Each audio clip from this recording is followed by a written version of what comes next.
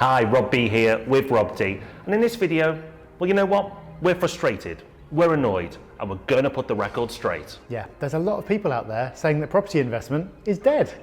But is it really? Well, you're about to find out. So the first thing we need to address is that in some videos titled Why Property Investment is Dead, they don't actually talk about why it could be dead. They just use it as clickbait and go off to talk about some random subject.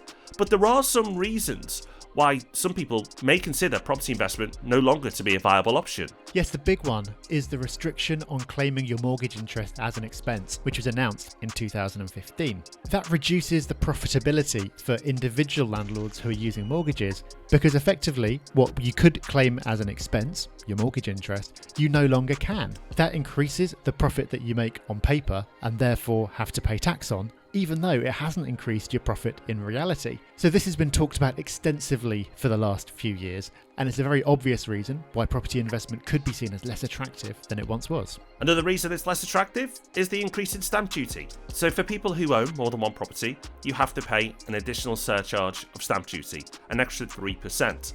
So if your stamp duty rate is normally 2%, but you already own a property, well then, guess what? You're paying 5%. Pretty chunky. And that has caused a lot of pain for people looking to buy new investments, particularly in areas where properties are more expensive, such as London.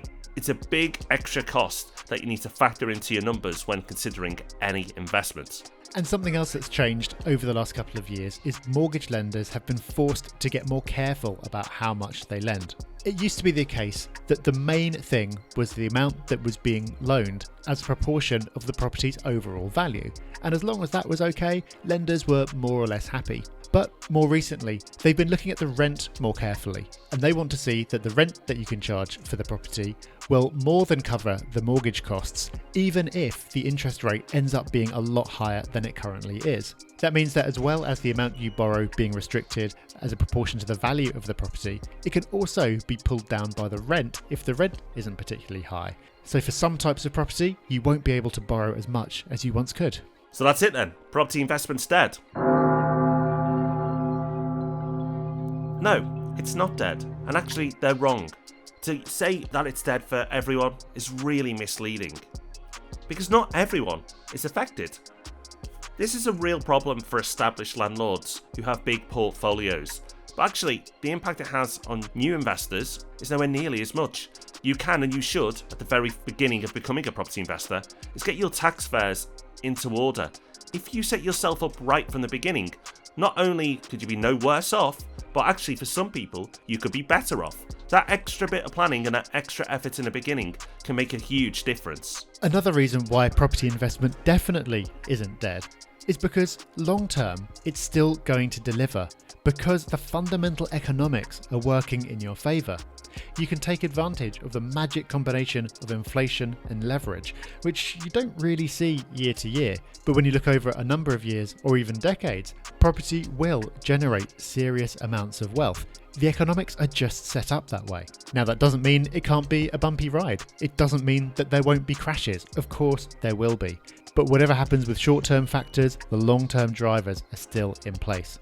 We've created a free course as part of Property Hub University called How Property Will Make You Rich in the Long Term, which I definitely recommend you check out. And you can find a link to that in the description.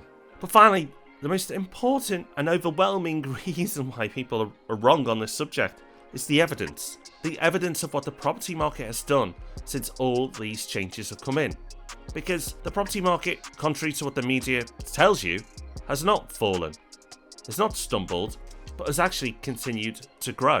Property prices are now higher than they were when these changes were announced. So for all the noise and all the fuss, if you had invested when all these changes were made, you'd be wealthier today. And actually the people who've been scared off by these silly headlines have actually cost themselves money. Property investment, if you do it right, can be very profitable over the long term. So what is the truth, Rob?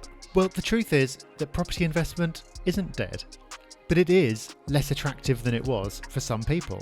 And I think that that's a good thing. If you wanted to just buy one property to supplement your income and not put much thought into it and expect it to make you money year after year, property investment probably is dead for you. but then it shouldn't have been used that way in the first place. Property is an investment to be serious about. It's worth being serious about. And as a result of these changes, and most importantly the media coverage that these changes have had, the amateurs will be pushed out. And I think that's positive for tenants who want to have landlords who take their responsibilities seriously.